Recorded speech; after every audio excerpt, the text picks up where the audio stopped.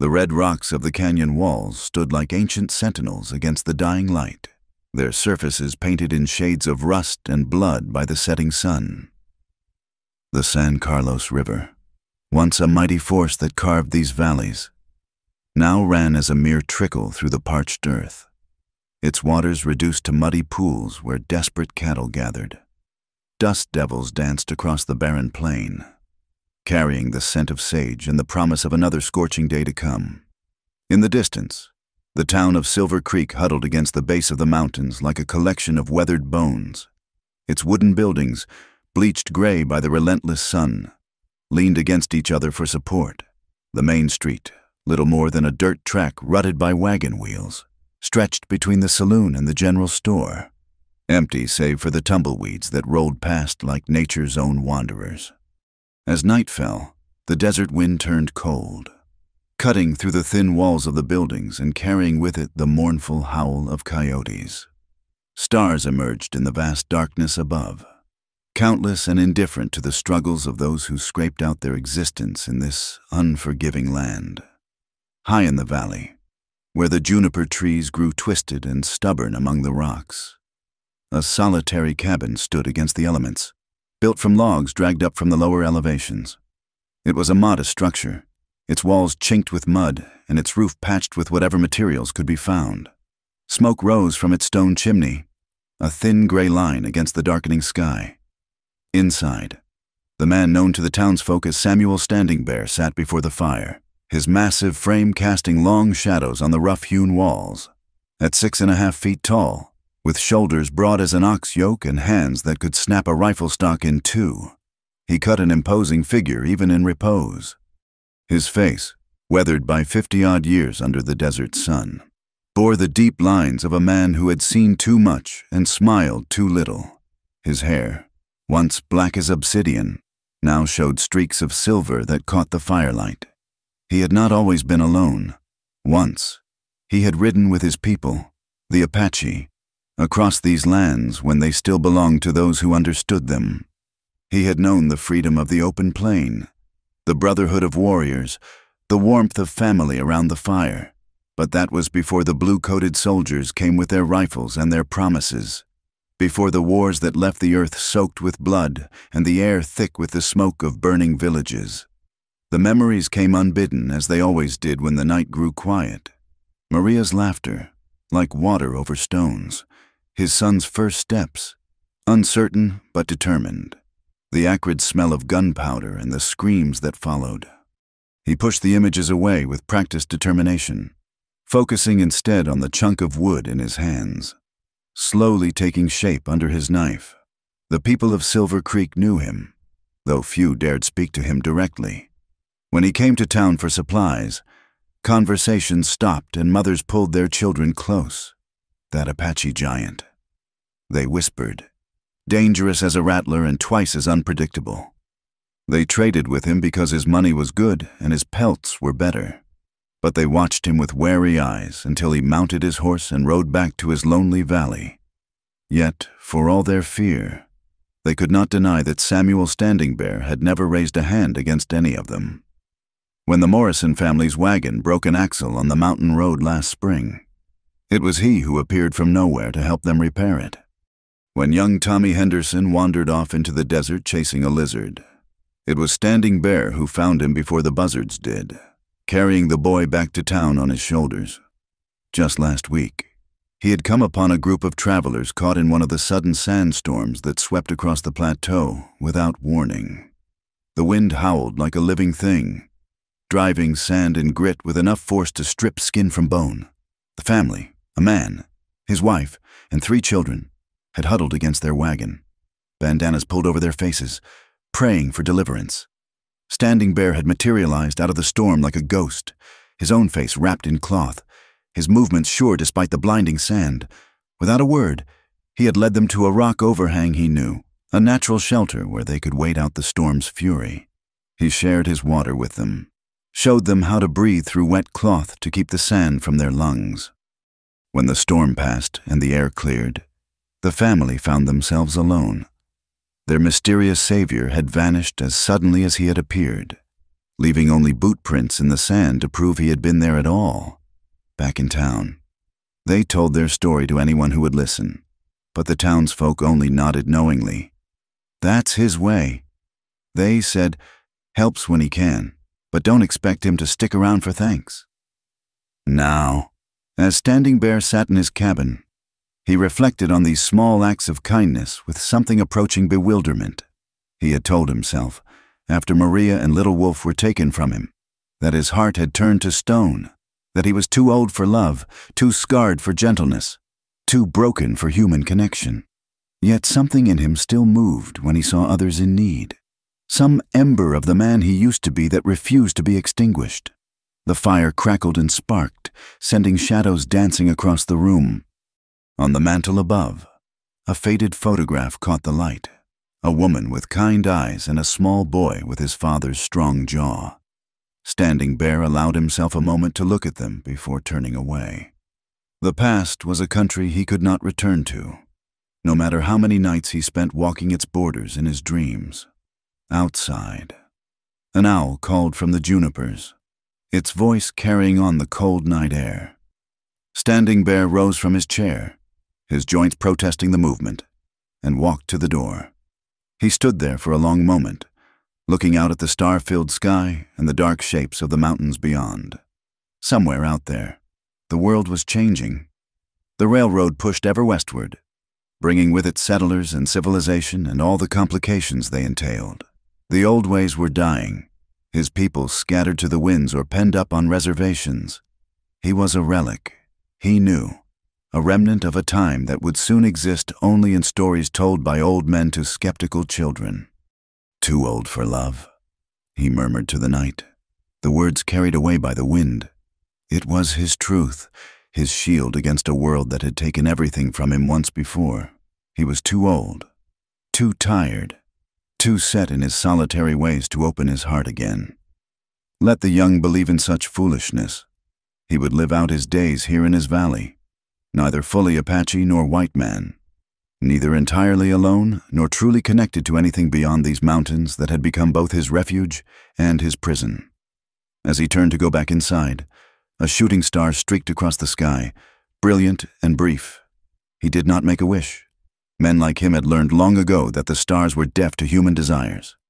He closed the door against the night, unaware that far to the south, a young woman was running through the darkness, her own heart full of fear and desperation, her path set by cruel fate to intersect with his. The desert wind continued its lonely song, carrying with it the scent of change that not even Samuel Standing Bear, for all his wisdom and experience, could yet perceive. The gold mining camp at Copper Gulch sprawled across the mountainside like an open wound, its hastily constructed buildings and muddy streets a testament to men's greed and desperation. Eleanor Whitman pressed herself against the rough wooden wall of the supply shed, her breath coming in ragged gasps, her dress torn and muddied from her flight through the darkness. Behind her, she could still hear the drunken shouts of the men searching for her, their lanterns bobbing like fireflies in the night. She had been running for 3 days now, subsisting on creek water and the few pieces of hardtack she'd managed to steal before her escape. Her feet, once accustomed to proper boots and civilized streets back in Missouri, were now bleeding inside the worn mining boots she'd taken from a drunk passed out behind the saloon. Every step sent sharp pains shooting up her legs, but she dared not stop. Not after what had happened. Not after what she'd done. Eleanor had not come to Copper Gulch by choice. 6 months ago, she had been living with her father in Independence, working as a school teacher and planning a modest future. Then came the night when masked men burst into their home, demanding her father repay debts Eleanor never knew existed. When he couldn't produce the money, they shot him in cold blood, leaving him to die on their kitchen floor while Eleanor watched in horror from her hiding place beneath the stairs. The men who killed him worked for Marcus Thornton, who ran the mining operation at Copper Gulch with an iron fist. They took Eleanor as payment for her father's debt, selling her to work in the camp's kitchen and other duties she refused to think about. For months, she had endured, biding her time, planning her escape. Then, 3 nights ago, when Thornton himself had come for her, drunk and violent, she had struck him with a cast-iron pan and fled into the wilderness. Now, as she stumbled through the unfamiliar terrain, the mountains loomed around her like giants in the darkness. She had no idea where she was going, only that she needed to get as far from Copper Gulch as possible. Her water had run out that morning, and her tongue felt like leather in her mouth. The October nights were growing cold, and she had only a thin shawl to ward off the chill. By the second day, delirium began to set in. The landscape blurred and shifted before her eyes. Rocks became crouching animals, and shadows turned into pursuing men. She talked to her father as she walked, apologizing for not being able to save him, for surviving when he had not. Her words came out as croaks from her parched throat.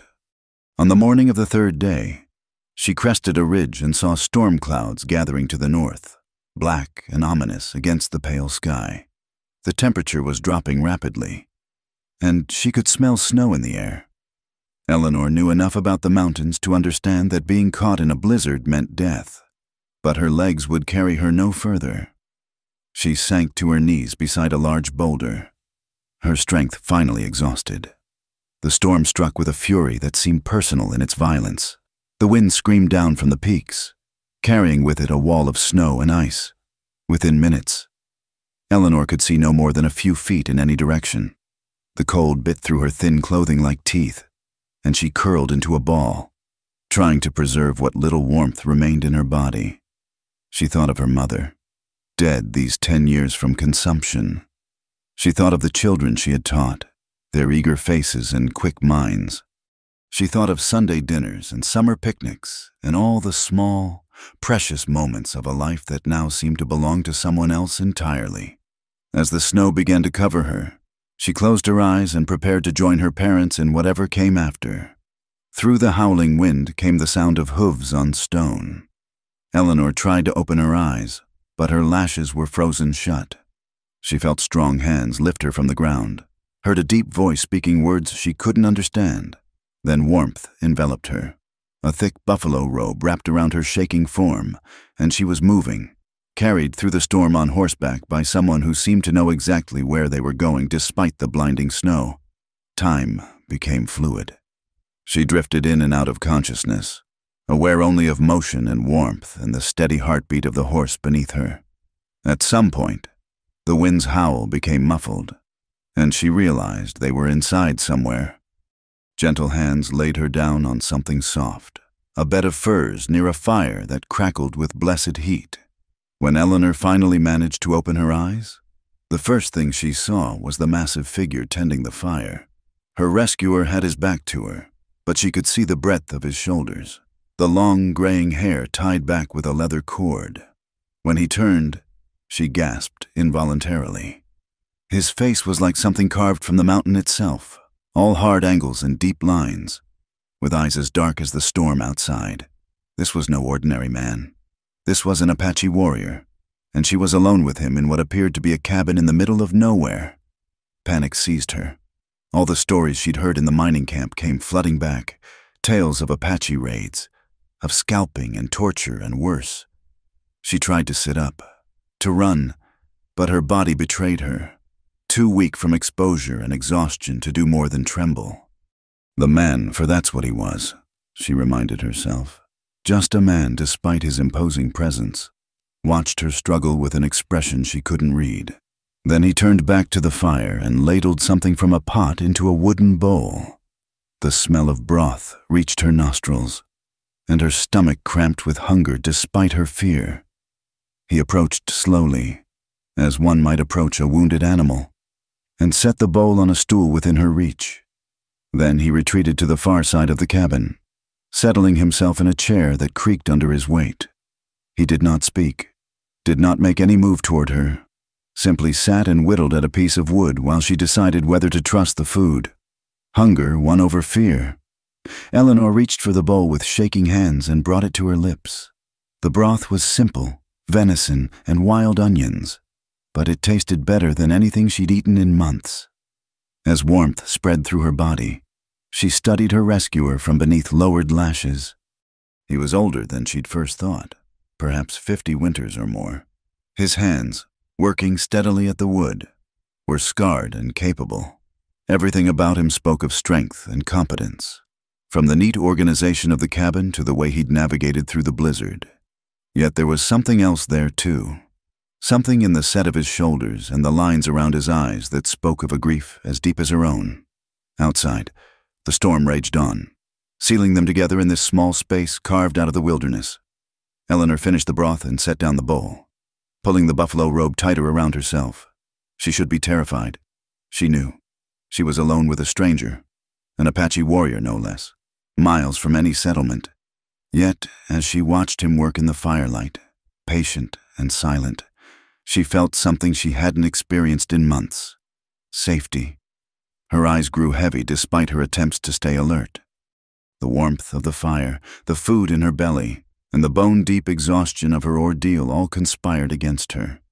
As she drifted toward sleep, she heard him speak for the first time, his voice deep and quiet as distant thunder. "Rest," he said simply. "Storm will last through the night. You are safe here." And despite everything, despite the horror she'd fled, the uncertain future that awaited her, the strangeness of her situation, Eleanor believed him. She closed her eyes and let sleep take her, unaware that her presence had already begun to stir something in Samuel Standing Bear's heart that he had thought long dead, something that frightened him far more than any blizzard ever could. The fire burned low as the night wore on, and the old warrior sat in his chair, keeping watch over the broken young woman who had literally fallen into his life. Outside, the wind continued its assault on the mountains, but inside the cabin, a different kind of storm was beginning to brew, one that would test both their hearts before it was through. The first week passed in a strange dance of silence and wariness. Eleanor would wake each morning to find Standing Bear already up, tending the fire or preparing simple meals of cornmeal mush and dried venison. He moved through the cabin with a quiet efficiency that spoke of years of solitary routine, never speaking unless necessary, never coming closer than required to pass her food or stoke the fire. She watched him from her bed of furs, still too weak to do more than sit up for short periods.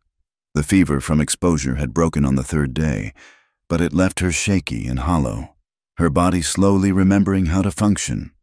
During these long, quiet hours, she studied her rescuer with the careful attention of someone who had learned that survival often depended on reading people correctly. He was fastidious in unexpected ways.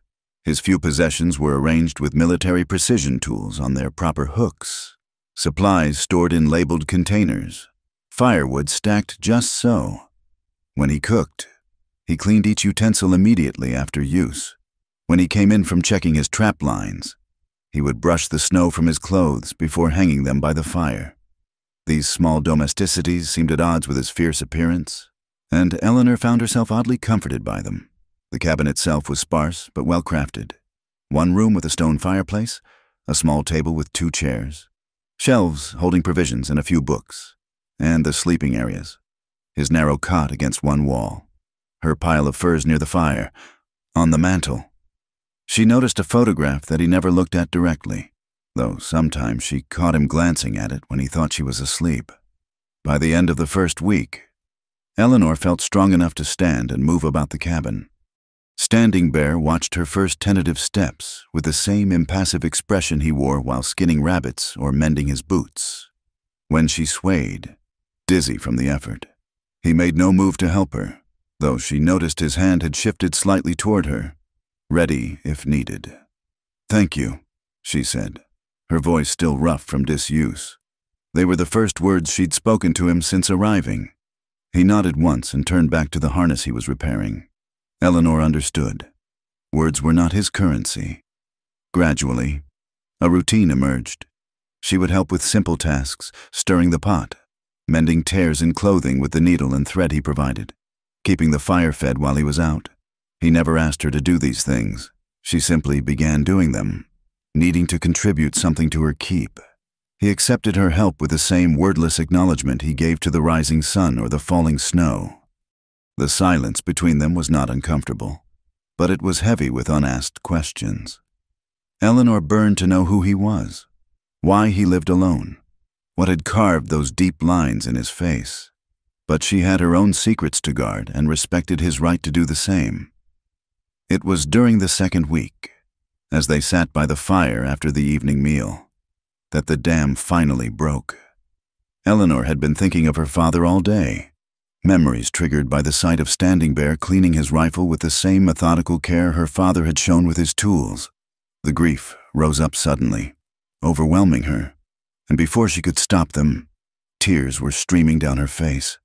Standing Bear looked up from his work, his dark eyes unreadable. He didn't speak, didn't move to comfort her, but he didn't turn away either. He simply witnessed her grief, giving it space to exist in the small cabin. "My father," Eleanor said when she could speak again. "They killed him. Shot him like a dog over money he didn't even owe." The words came pouring out then, the whole sordid tale of debts and death, of being sold to the mining camp, of the things she'd endured there. She spoke of Marcus Thornton and his cruelties, of the other women who hadn't been strong enough to survive, of the night she'd finally fought back and fled. Through it all, Standing Bear listened. His face never changed, but his hands had stilled on the rifle, and she could feel the weight of his attention. When she finally fell silent, exhausted by the telling, he set aside his weapon and stared into the fire for a long moment. "The men who take what is not theirs," he said finally, his voice like gravel. "They leave scars on the world. Your father died with honor, refusing to bow to such men. This is a good death." Eleanor wanted to protest that no death was good, that her father should have lived to see grandchildren and gray hair. But something in Standing Bear's tone suggested he spoke from experience, and she held her tongue. "You fought back," he continued. "This too is good. Many do not find such strength." "I don't feel strong," Eleanor admitted. "I feel broken." Standing Bear's gaze shifted to her then, and for the first time, she saw something flicker in those dark depths. A recognition, perhaps, or an echo of shared pain. "Broken things can still be useful," he said. "A cracked pot holds water. A scarred tree bears fruit. Do not mistake damage for defeat." They sat in silence after that. But it was a different silence than before. Something had shifted between them. Some invisible wall had cracked. Eleanor found herself stealing glances at him as he resumed work on his rifle, noting the careful way he handled the weapon, the unconscious grace of his movements despite his size. Later, as she lay on her bed of furs, she heard him speak again, so quietly she almost missed it. "I had a wife once. A son." The words hung in the air like smoke. "The soldiers came while I was hunting. When I returned..." He didn't finish. Didn't need to. Eleanor could fill in the rest from the weight in his voice. She wanted to offer comfort, to say something meaningful about loss and survival. But she sensed that he had already said more than he'd intended, so she lay still, pretending to sleep, giving him the privacy of his grief as he had given her hers. The next morning brought a change in the weather. The storms that had raged for days finally broke, leaving behind a world transformed by snow. Sunlight streamed through the cabin's single window, making the ice crystals on the glass sparkle like diamonds. Standing Bear announced he would be checking his trap lines, a journey that would keep him away until evening. Before he left, he showed Eleanor where he kept the rifle and shells. "You know how to use this?" Eleanor nodded. Her father had taught her to shoot, though she'd never aimed at anything larger than tin cans. "Good. Bar the door behind me. Open for no one." The day passed slowly without him. Eleanor busied herself with small tasks, mending a torn shirt, organizing the supplies, preparing a stew from the dried vegetables and meat he'd shown her. As she worked, she found herself humming an old hymn her mother used to sing, the first music that had passed her lips in months. When Standing Bear returned at dusk, he paused at the threshold, listening. Eleanor fell silent, embarrassed to be caught in such a moment of... what? Happiness was too strong a word. Contentment, perhaps. The simple pleasure of being alive and safe and useful. He entered without comment, but as he hung up his coat, she thought she saw the ghost of something that might have been a smile touch his lips. He'd had a successful day. 3 rabbits and a small deer hung from the rack outside. They would eat well for the next week. That night, as they shared the meal she'd prepared, Standing Bear spoke more than he had in all the days previous. He told her about the valley, about which plants could be eaten and which would kill you, about reading weather signs and tracking animals. He spoke of practical things only, but Eleanor treasured each word, filing the knowledge away.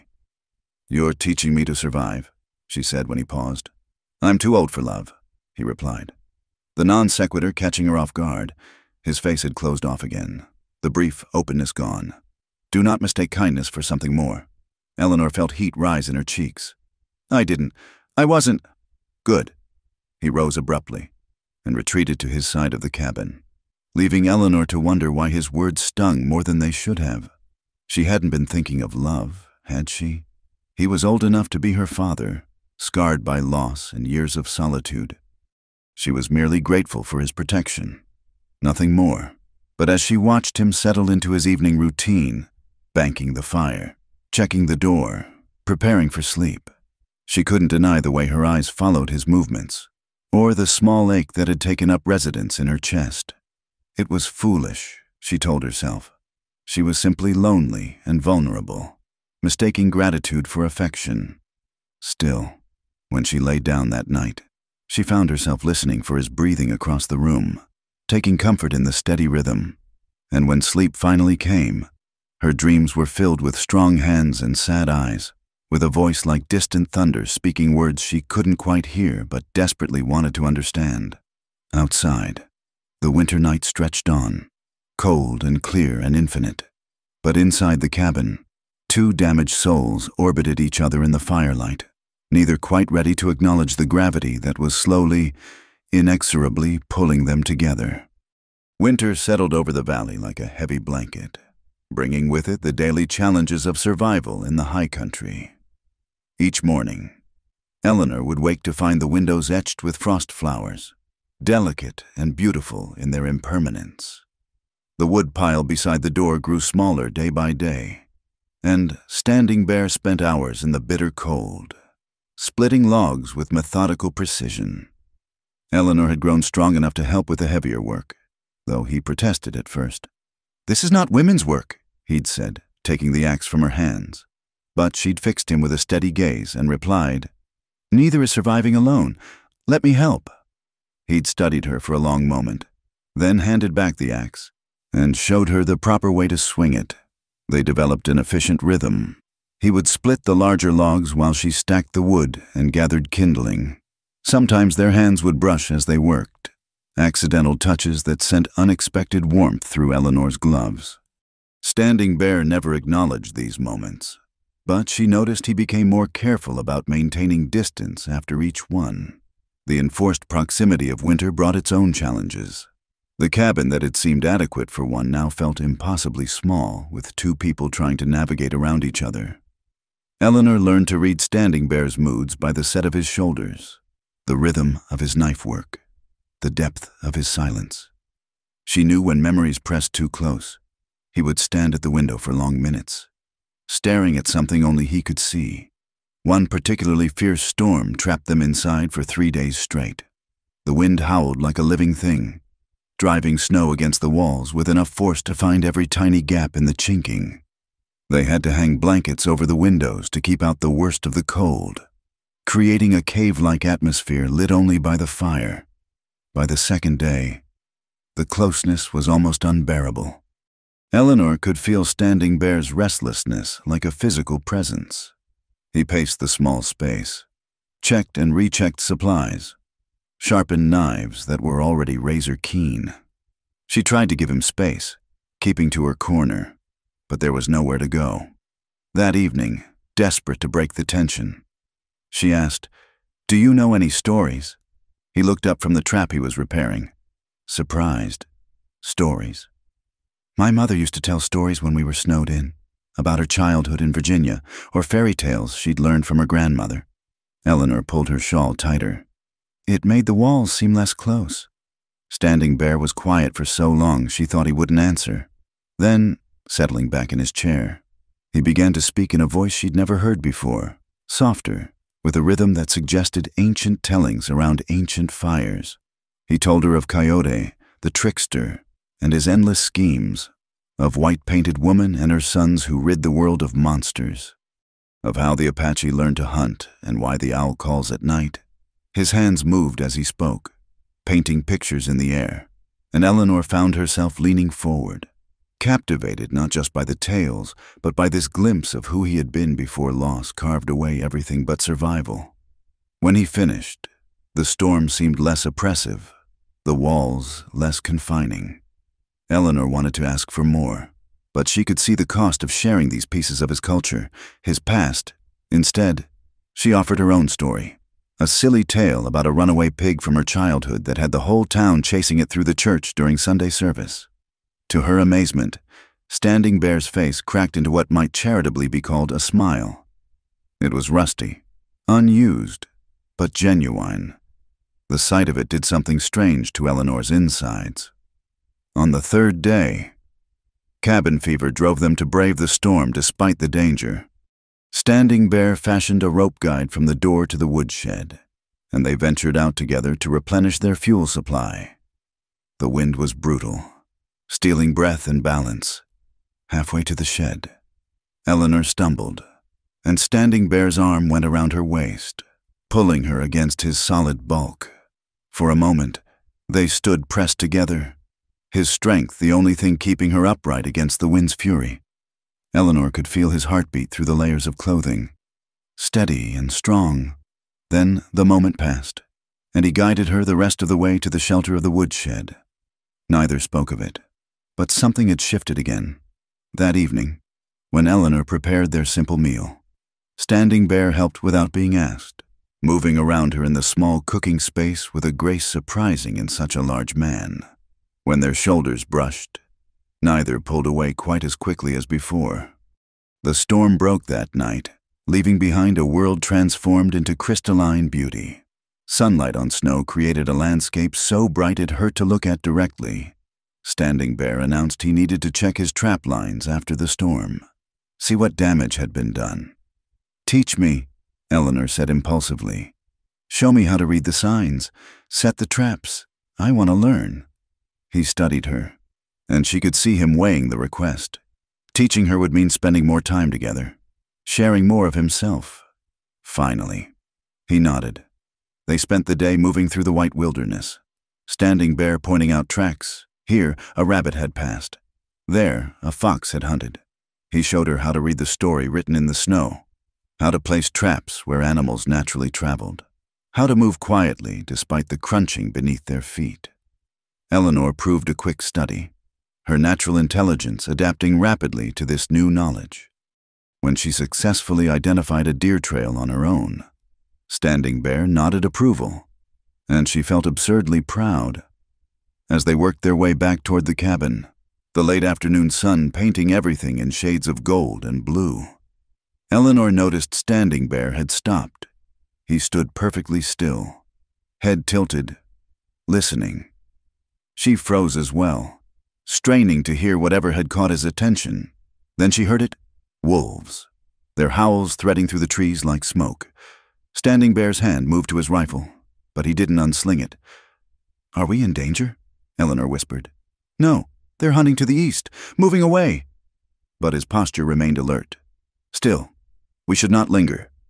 They quickened their pace, and Eleanor found herself walking closer to him than strictly necessary. The wolves called again, beautiful and terrifying, and she shivered despite her warm coat. That night, Eleanor couldn't shake the image of the wolves, the reminder of how wild and dangerous this country truly was.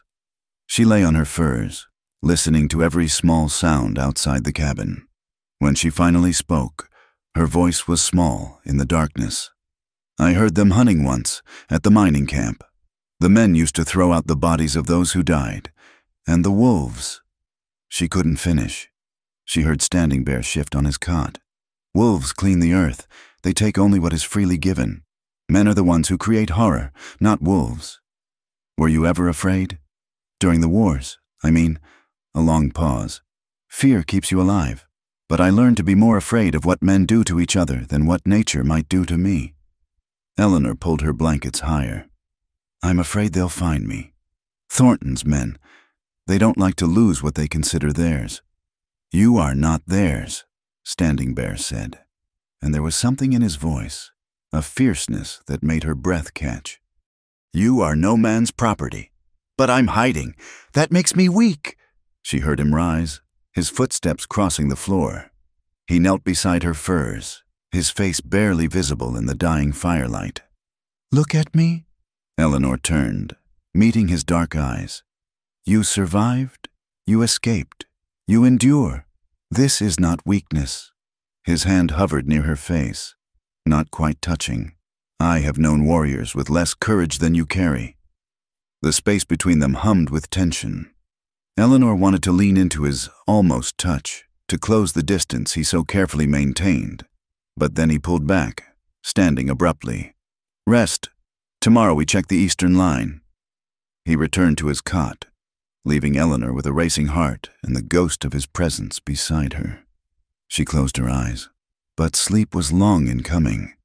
Every time she started to drift off, she remembered the intensity in his eyes, the fierce protectiveness in his voice. Outside, the wolves sang their ancient songs to the moon, and the wind whispered secrets through the pines. Inside, two souls circled ever closer, drawn by a force neither fully understood nor could resist much longer. The walls Standing Bear had built around his heart, brick by brick over years of solitude, were beginning to crack, and Eleanor, for all her own fears and wounds, found herself wanting to be the one to help them crumble. But wanting and having were different things, and the shadow of Standing Bear's words hung between them. "I'm too old for love." Eleanor wondered, as sleep finally claimed her, if he was trying to convince her or himself. The rider appeared on the ridge just after dawn, a dark silhouette against the pale morning sky. Standing Bear saw him first, his body tensing as he stood at the window with his coffee. Without a word, he moved to the rifle mounted on the wall, checking its load with practiced efficiency. Eleanor looked up from the cornbread she was making, immediately alert to the change in atmosphere. "What is it?" "Rider. Coming this way." He moved to the door, positioning himself where he could see out while remaining partially concealed. "Stay back from the windows." Eleanor's hand stilled on the dough. In the 2 months since her arrival, they'd seen no one. The isolation had felt like safety. Now, watching Standing Bear's careful movements, she remembered that isolation could also mean vulnerability. The rider picked his way down the slope slowly, making no effort to conceal his approach.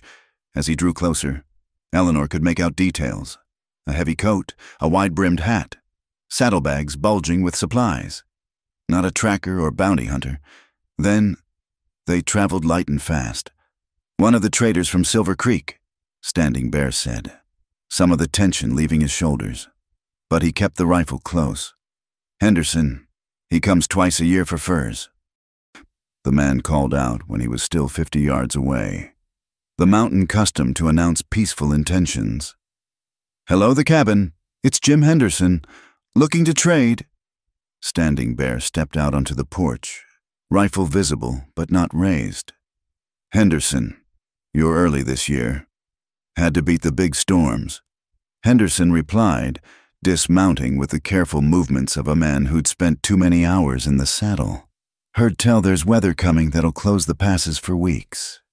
Eleanor watched from just inside the doorway as the two men conducted their business. Henderson was younger than Standing Bear, perhaps 40, with the weathered look of someone who made his living traveling between settlements. His eyes kept drifting toward the cabin, curious about who might be inside. Standing Bear noticed. "State your business and be on your way." Henderson held up his hands peacefully. "No offense meant, just surprised is all. Word was you lived alone out here." Word was wrong. The trader's eyes sharpened with interest, but he wasn't foolish enough to press. They completed their transaction quickly. Furs for ammunition, salt, coffee, and other necessities. As Henderson was securing the furs to his pack horse, he spoke casually, too casually. "Funny thing, there's men been asking around Silver Creek about a woman. Young, pretty, brown hair. Say she stole from their mining operation up at Copper Gulch." He tightened a rope, not looking at Standing Bear. "They're offering good money for information." Standing Bear's expression never changed. "I trap furs, not gossip." Sure. Just thought you should know, being out here alone and all." Henderson mounted his horse. "They say she's dangerous. Attacked a man, maybe killed him. Marcus Thornton himself is leading the search." "You know Thornton?" "I know of him." "Then you know he's not a man to cross." Henderson gathered his reins. "They've been searching every settlement, every ranch. Determined bunch. Almost like it's personal." Eleanor pressed herself against the wall, her heart hammering. Thornton was alive. She hadn't killed him, and now he was hunting her. The room seemed to spin slightly. Standing Bear's voice cut through her panic. "Thank you for the news. Safe travels, Henderson." The trader tipped his hat. "You too, friend. Both of you." His knowing look made it clear he wasn't fooled by Eleanor's absence. "I'd be careful, if I were you. Thornton's men aren't known for their gentle ways." After Henderson disappeared over the ridge, Standing Bear remained on the porch for long minutes, scanning the horizon. When he finally came inside, Eleanor was sitting at the table, hands clasped to stop their shaking. "He knows," she said. "He suspects. He doesn't know." Standing Bear set the rifle back in its place. "Henderson's no friend to men like Thornton. He won't talk. You can't be sure of that. His sister worked a mining camp once. Didn't end well for her." He began unpacking the supplies, movements steady and calm. "But Thornton's men will keep searching. The question is what we do about it." Eleanor stood abruptly. "We don't do anything. I leave. Tonight. I've put you in enough danger. Sit down." The command in his voice stopped her mid-stride. She turned to face him, surprised by the intensity in his eyes. "You think you can outrun them alone, in winter, with no supplies, no knowledge of the land?" He shook his head. "That's not brave. It's foolish." "Then what do you suggest?" He was quiet for a moment, thinking. "We need to move deeper into the mountains. I have a hunting camp, higher up, harder to reach, easier to defend. We can wait there until the worst of the search passes." "We?" Eleanor's voice was small. Standing Bear met her gaze steadily. "You think I would send you out alone to face those wolves?" Something warm bloomed in Eleanor's chest. "Samuel, pack what you need." He interrupted, turning away. "We leave within the hour." They moved with grim efficiency, Eleanor helping as Standing Bear selected what to take and what to cache: food, ammunition, medical supplies, warm clothing, only the essentials. Everything else was hidden in a root cellar behind the cabin, covered with brush and snow. The journey into the high country was arduous. They followed game trails barely wide enough for the horses, winding up through stands of pine and aspen. The temperature dropped steadily as they climbed, and Eleanor was grateful for the thick coat Standing Bear had given her from his stores. They stopped only once, at midday, to rest the horses and eat cold cornbread. Standing Bear studied their back trail with the intensity of a man reading scripture, looking for any sign of pursuit. "Do you regret it?" Eleanor asked suddenly. "Taking me in, all of this trouble?" He turned to look at her, and for once his guard was down. She could see the conflict in his eyes, the war between self-preservation and something else, something he'd been fighting since the day she arrived. "I regret many things," he said finally. "This is not one of them." They reached the hunting camp as the sun was setting, painting the peaks around them in shades of fire. It was smaller than the main cabin. Just one room with a stone fireplace and walls chinked tight against the wind. But it was solid, built to withstand the worst weather the mountains could offer. As they unloaded the horses, it began to snow fat, lazy flakes at first, then harder, driven by a wind that smelled of serious weather. Standing Bear's prediction proved accurate. By morning, they were snowed in completely. the world outside reduced to a wall of white. The forced proximity of the smaller camp created a different dynamic than before. There was nowhere to retreat, no separate spaces to maintain distance. They worked around each other with increasing familiarity. Eleanor learning to anticipate Standing Bear's movements, he adjusting to her presence without thought. On the third night, as they sat by the fire listening to the wind howl outside, Eleanor found herself studying his profile in the firelight. The harsh lines of his face had become dear to her, each scar a story she wished she knew. "What are you thinking?" he asked without turning. Eleanor flushed, caught staring. "I was wondering, what was she like, your wife?" His hand stilled on the leather he was working. For a long moment, she thought he wouldn't answer. Then, "She was light, where I was dark." She was light, always laughing. Even when times were hard, she could find joy in the smallest things. A flower, a child's smile, the way sunlight caught in water. "She sounds wonderful." She was. His voice roughened. "She made me better than I was. Without her," he trailed off. Eleanor moved without thinking, kneeling beside his chair and placing her hand over his. "You're still good, Samuel. I see it every day, in how you care for the animals, how you help those travelers, how you—" She swallowed. "How you saved me." He looked down at her hand on his, so small and pale against his weathered skin. Eleanor. Her name was a warning, a plea. "I know what you're going to say." She rushed on. "That you're too old, too broken, too—" He turned his hand palm up, interlacing their fingers. The gesture stopped her words more effectively than any command. "You don't understand," he said quietly. "When I lost them, when I buried what was left, I swore I would never care for anyone again. The pain of losing, it nearly destroyed me. I can't survive it twice." Eleanor's free hand came up to touch his face, feeling the wetness she found there. "So you'll spend your life alone, afraid to feel because you might lose again?" "It's safer."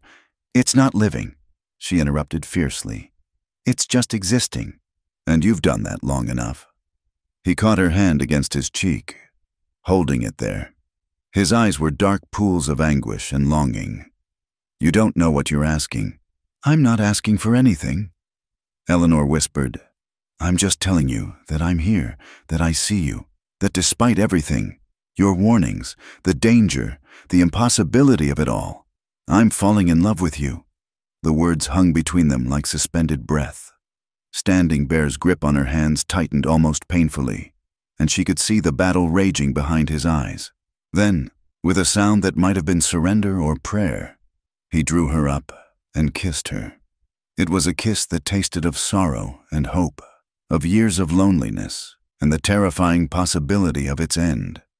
Eleanor melted against him, feeling the walls he'd built crumble beneath the onslaught of long-denied emotion. When they finally broke apart, both breathing hard, Standing Bear rested his forehead against hers. "This is madness," he murmured. "Yes," Eleanor agreed, her hands framing his face. "The best kind." Outside, the storm raged on, cutting them off from the world and its dangers. But inside the small camp, beside the dancing fire, two wounded hearts began the careful work of healing each other, one tender moment at a time. The shadow of Thornton's pursuit still loomed, but for now, in this moment, there was only the two of them and the fragile and precious thing blooming between them. The frozen lake stretched before them like a mirror of ice. Reflecting the full moon with such clarity, it seemed there were two moons, one in the sky and one trapped beneath the surface. They had been traveling for 2 days since leaving the hunting camp, working their way through treacherous mountain passes toward the nearest town with a territorial judge. The decision to seek legal remedy rather than continue running had been Standing Bear's, made after long deliberation. "Running makes you look guilty," he'd said. "Face them with truth and law on your side." Now, as their horses picked their way carefully along the lake's edge, Eleanor wondered if she'd made the right choice in agreeing. The memory of Marcus Thornton's face, twisted with rage and entitlement, haunted her steps. Standing Bear raised his hand suddenly, bringing them to a halt. In the distance, barely visible against the tree line, Eleanor could see the orange glow of campfires. Her heart sank. They'd been found. "How many?" she whispered. "4 fires, maybe 12 men."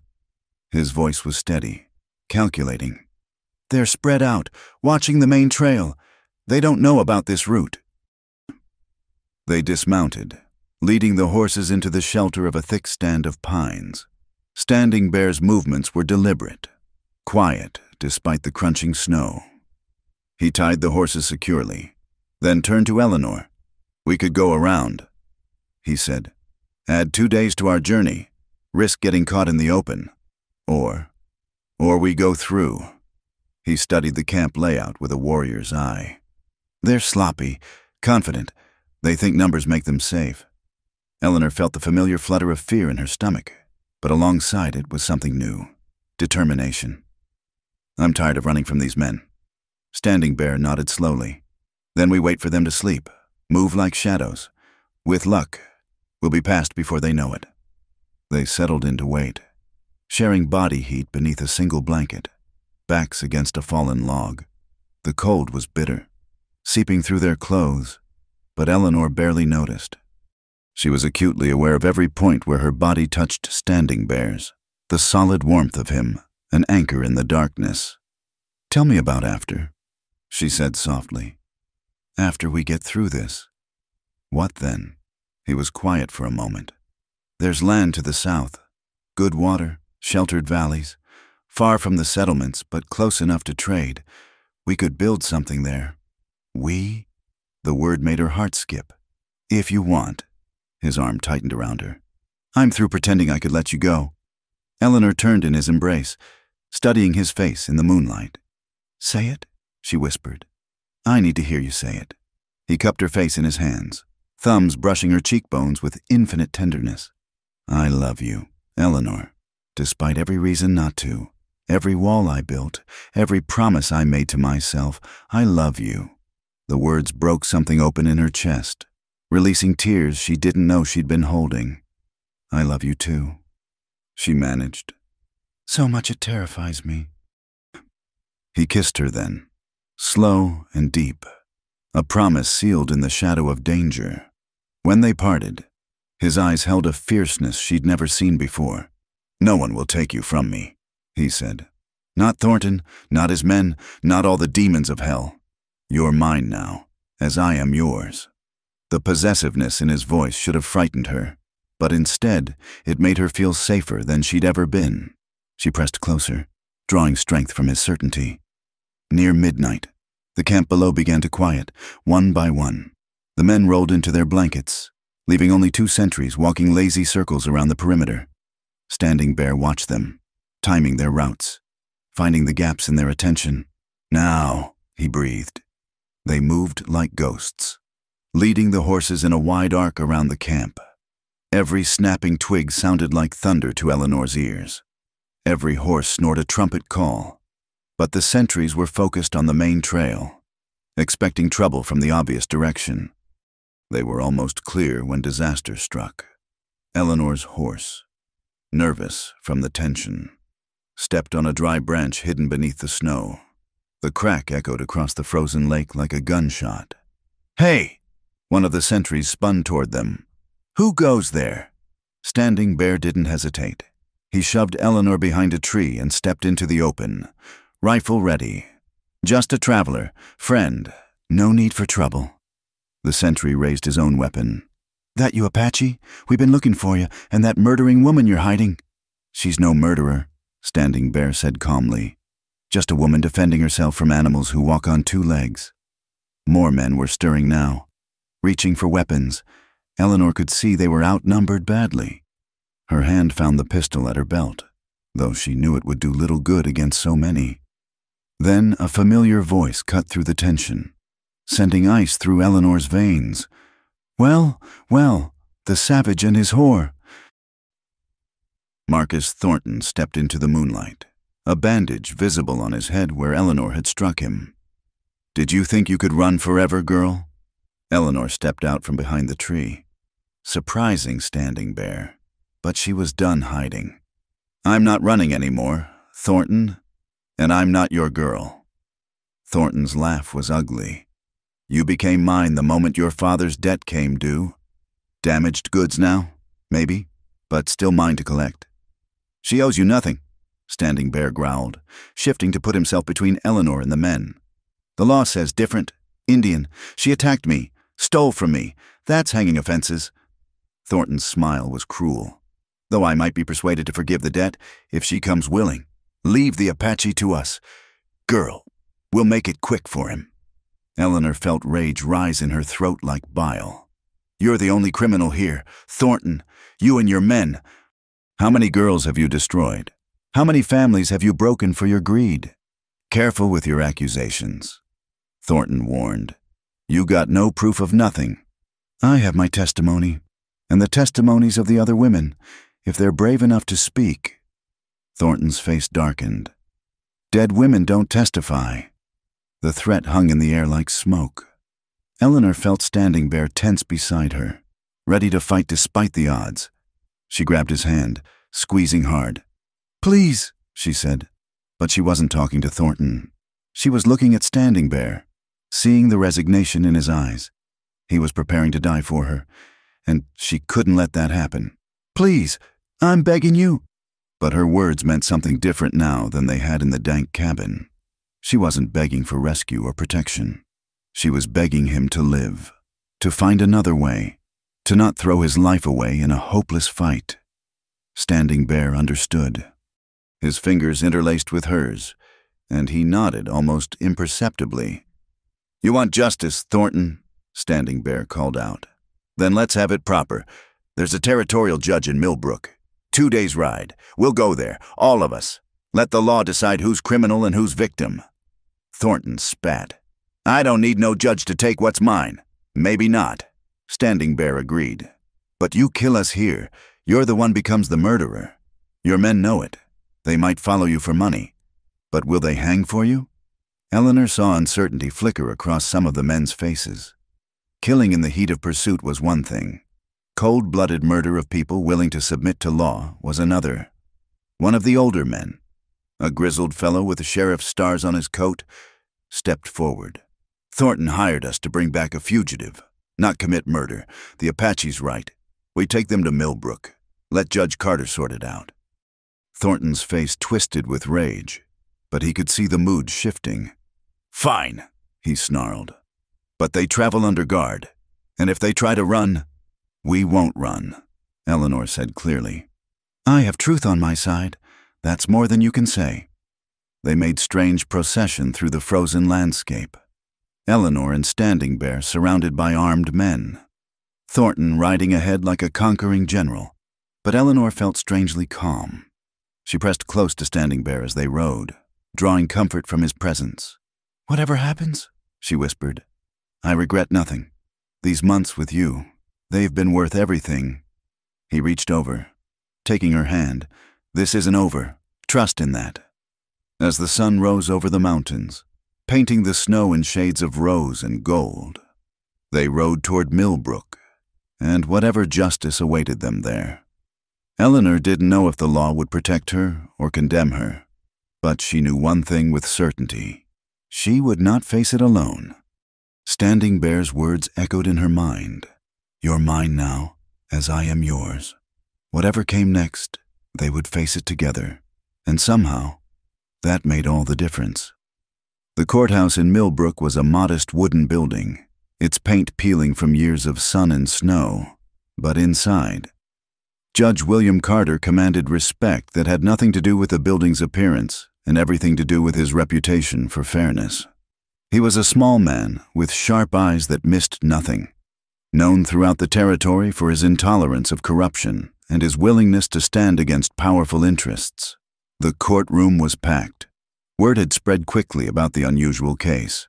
A young woman accused of theft and assault by Marcus Thornton, one of the territory's wealthiest mine owners, defended by an Apache warrior who claimed she'd been held against her will. The crowd buzzed with gossip and speculation. Eleanor sat beside Standing Bear at the defendant's table, her hands folded to hide their trembling.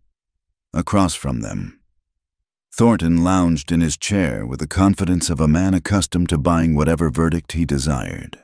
His lawyer, a slick fellow from Denver named Cornelius Wade, shuffled papers with practiced efficiency. "This is a simple case, Your Honor." Wade began when called upon. "Miss Whitman was legally bound to Mr. Thornton's employ to satisfy her father's debts. She violated that contract, assaulted Mr. Thornton, and stole supplies when she fled.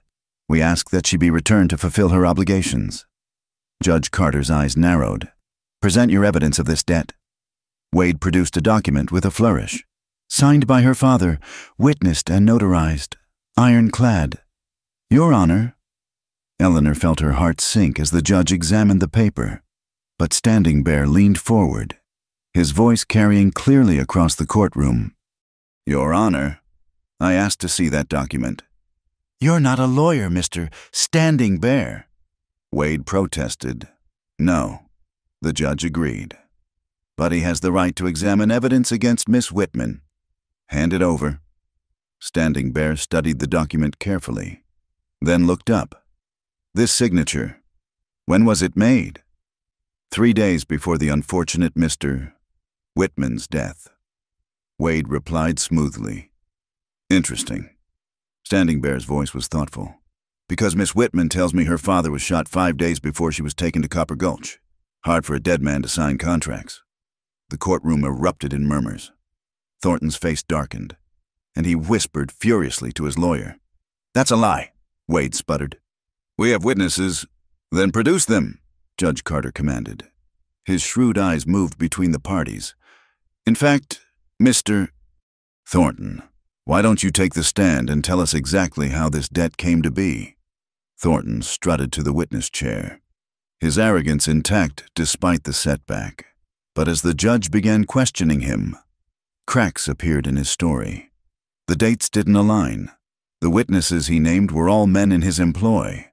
When pressed about the conditions at the mining camp, he grew evasive and hostile.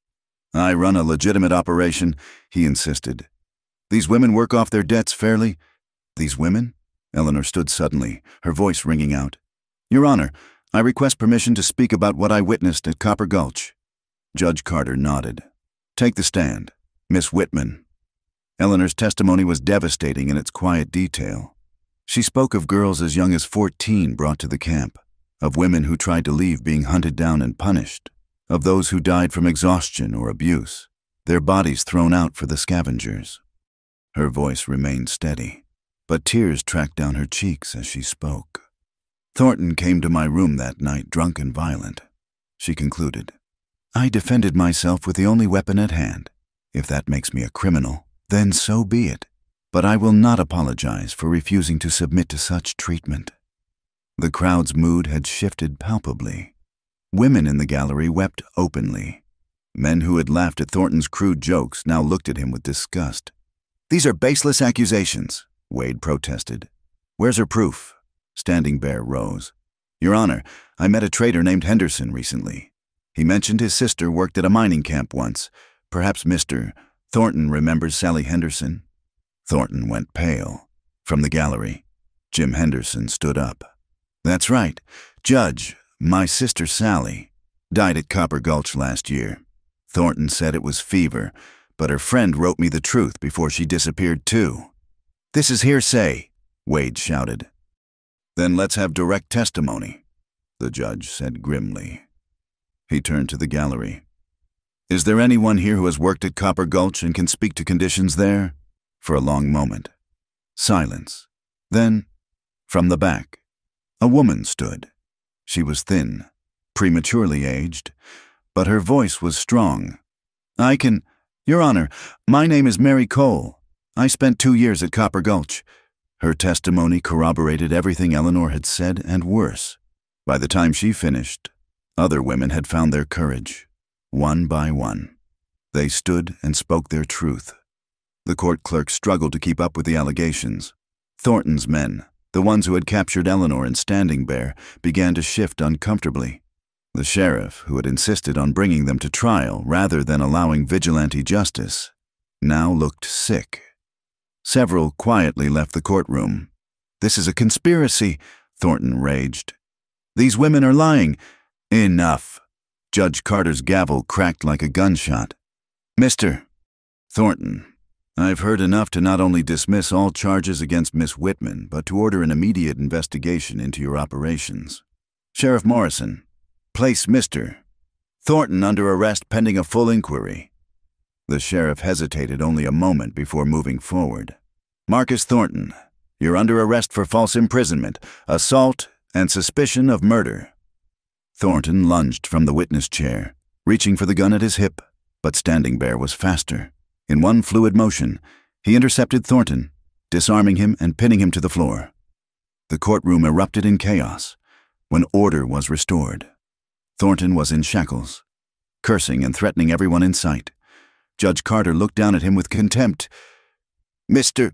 Thornton, you represent the worst kind of man, one who uses law and debt as weapons to enslave and abuse those weaker than himself. I assure you, the full weight of justice will fall upon you." He turned to Eleanor and Standing Bear. "Miss Whitman, you are free to go. More than that, you have the gratitude of this court for your courage in speaking out. Your testimony today may have saved countless other women from suffering." Eleanor sagged against Standing Bear, overwhelmed by relief and exhaustion. He supported her with one arm while shaking hands with the judge with the other. "Your Honor," Standing Bear said, "Miss Whitman and I wish to be married. Might you perform the ceremony?"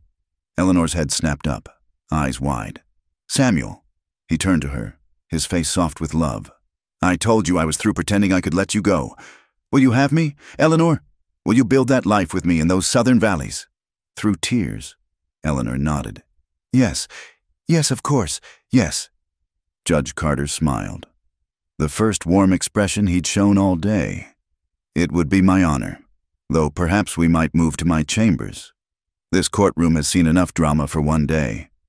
An hour later, in the judge's modest office with Mary Cole and Jim Henderson as witnesses, Eleanor Whitman became Eleanor Standing Bear.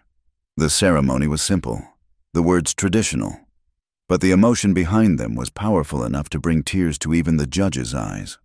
"You may kiss your bride," Judge Carter concluded.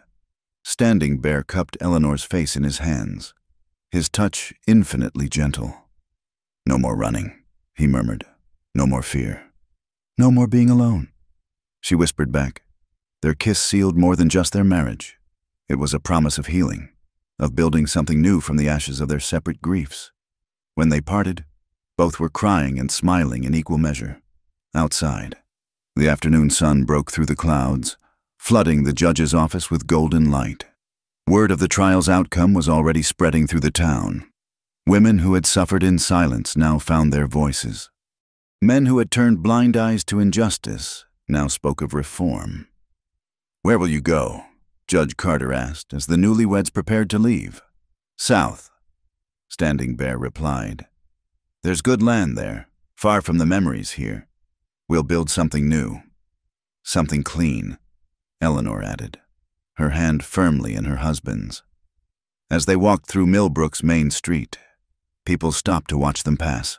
Some whispered, some stared, but many nodded respectfully. The Apache warrior and the young woman who had stood up to power and won, they had become something larger than themselves. At the edge of town, their horses waited. Standing Bear helped Eleanor mount, then swung up onto his own horse. For a moment, they sat there, looking back at the town that had given them justice and forward to the future they would build together. "Are you ready, Mrs. Standing Bear?" he asked, and the name on his lips made her heart soar. "I've been ready since the night you saved me," she replied. "Let's go home." They rode south as the sun began its descent. Two souls who had found each other across a divide of culture and tragedy. Behind them lay pain and injustice. Ahead lay the promise of those sheltered valleys, of the life they would create there. Not perfect, perhaps, but theirs. The mountains watched them go, ancient and eternal, having witnessed another small victory of love over hate, courage over oppression, and hope over despair. And somewhere in those peaks, the wind carried their laughter, The sound of two people learning that sometimes, against all odds, broken hearts can indeed be mended, if you're brave enough to try. Spring came to the valley like a gentle awakening, melting the snow from the meadows and filling the air with the sound of running water. The cabin they had built together stood solid against the hillside, its logs golden in the morning light. Smoke rose from the chimney into a sky so blue it hurt to look at, and wildflowers pushed through the earth in patches of purple and yellow. Eleanor stood on the porch, one hand shading her eyes as she watched Samuel working with the horses in the corral. 6 months had passed since their wedding in Judge Carter's chambers. 6 months of building this new life stone by stone, log by log, day by precious day. Her hands, once soft from teaching school, now bore calluses from honest work.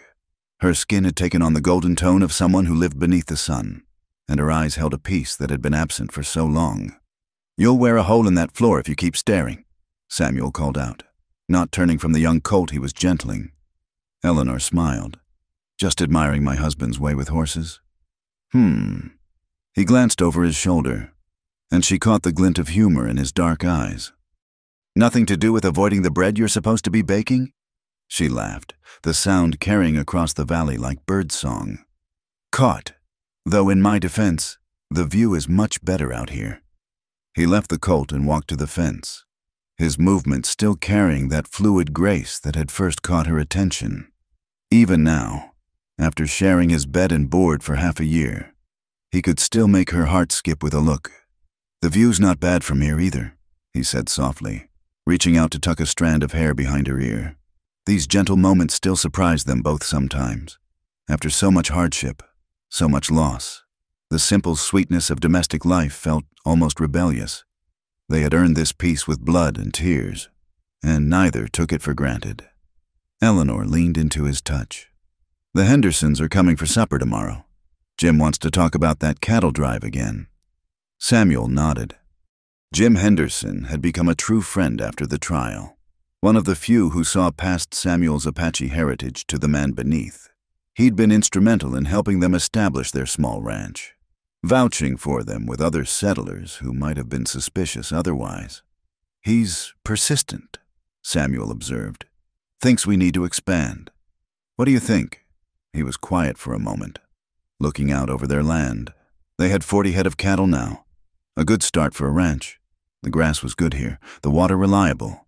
With hard work, they could build something substantial. "I think," he said slowly, "that for the first time in my life, I want to plan for a future, not just survive another day, but build something that will last." Eleanor's throat tightened with emotion. She knew what those words cost him, how hard it was for him to believe in permanence after losing everything before. "Then we'll build it," she said simply. "Together." He kissed her forehead. "Together." They were interrupted by the sound of approaching horses. Samuel tensed automatically, old habits dying hard, but relaxed when he recognized the riders. Mary Cole, who had testified at the trial, rode alongside Dr. Benjamin Harrison from Millbrook. "Mary!" Eleanor hurried down from the porch. "What brings you out here?" Mary dismounted with a smile. She looked healthier than she had 6 months ago, having found work as a seamstress in Millbrook after Thornton's operations were shut down. "I wanted to see your place, and Dr. Harrison offered to escort me." The doctor, a kindly man in his 50s, tipped his hat. "Thought I'd check on my favorite patient while I was at it. How's that shoulder? Standing bare?" Samuel rotated his arm demonstratively. "Good as new, thanks to your doctoring." He'd been shot during a confrontation with some of Thornton's remaining men who'd tried to cause trouble after the trial. The wound had been clean, but it had reminded them both how fragile their happiness could be. They invited their guests inside, and Eleanor served coffee and the apple cake she'd made the day before. The conversation flowed easily, touching on town news, the weather, plans for the future. Mary had brought fabric samples, thinking Eleanor might want a new dress for the summer social the town was planning. "It's important," Mary said earnestly, "that people see us thriving. All of us who survived Copper Gulch, we're not victims anymore. We're citizens, neighbors, friends. Doctor, Harrison nodded agreement. The whole territory's talking about what happened. 3 more mining camps have been investigated since Thornton's trial. Things are changing, slowly but surely. After their guests left, Eleanor and Samuel sat on the porch watching the sun sink toward the mountains. The temperature was dropping, reminding them that spring in the high country was still fragile, but neither wanted to go inside yet. Mary's right, Eleanor said, about showing people we're more than our past. Samuel took her hand. You've always been more than your past. It just took you a while to see it. You helped me see it. She leaned against his shoulder. Just like I helped you remember that love isn't about age or worthiness.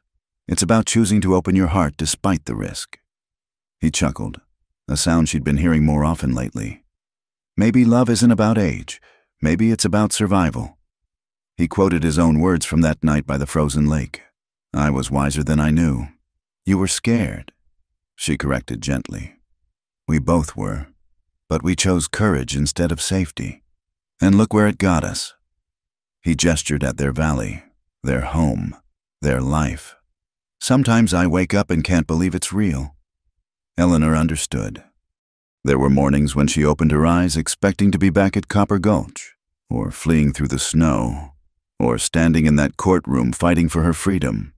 But then she'd feel Samuel's warmth beside her, hear the cattle lowing in the distance, see the sun streaming through windows she'd helped install, and the present would assert itself in all its quiet glory. I've been thinking, she said, about what you said earlier. Building something that will last. He looked at her questioningly. The Garrett place, 2 valleys over. Their youngest son wants to go east for schooling. They might be willing to sell that parcel by the creek. Samuel considered. It's good land. Would triple our grazing area. And Mary mentioned there are more women looking for honest work, wanting to leave the mining camps. We could hire help, expand the garden, maybe even... She trailed off, suddenly shy. What?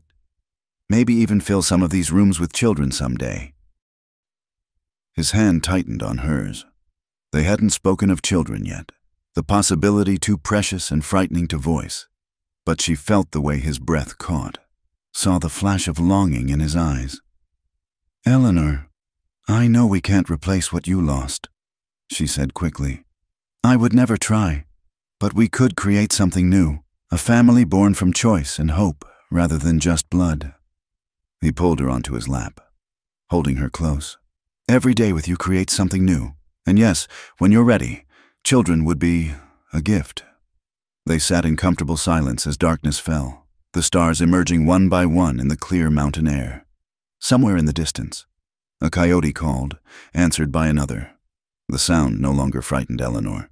She'd learned to hear the music in wildness, the beauty in things that couldn't be tamed. Do you ever regret it? Samuel asked suddenly. You could have gone back east after the trial, started fresh where no one knew your story. Eleanor turned in his arms to face him. And miss this? Miss you? She shook her head firmly. I spent the first part of my life trying to be what others expected. Proper, quiet, accepting whatever came. But that night I ran from Copper Gulch. I chose to be something else. Someone who fights for her life and loves without reservation. My warrior woman, he murmured, and she heard the pride in his voice. Your wife, she corrected. Your partner. Your future. My everything, he said simply, and kissed her under the vast western sky. Later, as they prepared for bed in their home built of logs and love, Eleanor paused at the window. The moon had risen, painting their valley in silver and shadow. She could see the vegetable garden they'd planted together, the corral where their horses drowsed, the creek that sang its way through their land. I was thinking, she said as Samuel came up behind her, wrapping his arms around her waist. We should put up a sign at the valley entrance. What kind of sign? Standing Bear Ranch, she said. Or maybe, she turned in his arms, smiling. New Beginnings Ranch, because that's what this place is. For both of us. He considered, then shook his head. Too fancy. How about just home? Eleanor's eyes filled with tears. Yes, she whispered. Home. As they stood together in the window of the house they'd built, looking out over the land they were claiming day by day, Eleanor thought about the journey that had brought them here, from desperation to hope, from loneliness to love, from "I'm too old for love" to "Please, I'm begging you." Not begging for rescue anymore, but begging for the chance to love and be loved, despite all the reasons it shouldn't work. The moon continued its path across the sky, marking time in its ancient way. And in a valley that had once known only silence, two hearts beat in rhythm, proof that sometimes the most unexpected love stories are the ones most worth telling. They had found each other across a divide of culture and circumstance, and in doing so, had discovered that home isn't a place. It's the person whose hand you hold while watching the sun set over your shared dreams. Tomorrow would bring its own challenges. There would be droughts and storms, conflicts and losses, the inevitable struggles of life on the frontier. But tonight, in their bed made warm by shared heat and sweeter by shared love, Eleanor and Samuel Standing Bear held each other close and knew that whatever came, they would face it as they had learned to face everything, together, with courage, and with hearts wide open to the possibility of joy. Thank you all for joining us around the campfire tonight and listening to this tale of love blooming in the harsh beauty of the American frontier. We'd love to know where you're listening from, whether it's a big city apartment or your own piece of countryside. Drop a comment below and let's connect across the miles. If Eleanor and Samuel's story touched your heart, please consider subscribing to Wild West Campfire for more tales of courage, redemption, and romance in the Old West. Share your thoughts on their journey. Did you believe in their love from the start? Or did it surprise you as much as it surprised them? Until next time, partners, keep your fires burning bright and your hearts open to unexpected possibilities.